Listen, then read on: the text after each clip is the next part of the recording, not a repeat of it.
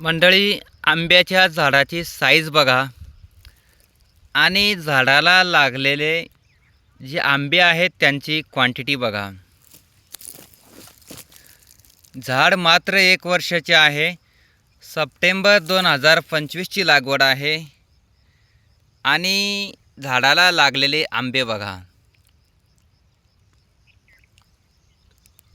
आपण मागच्या वर्षी ज्या झाडांची लागवड केली होती त्या झाडाची फळांची छाटणी केली होती, मोहराची छाटणी केली होती, परंतु आपण यावर्षी छाटणी करणार नाही.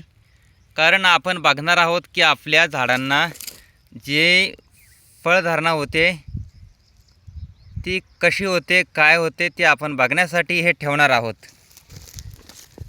आणि हे मोठं झाड आहे 2 वर्षाचं.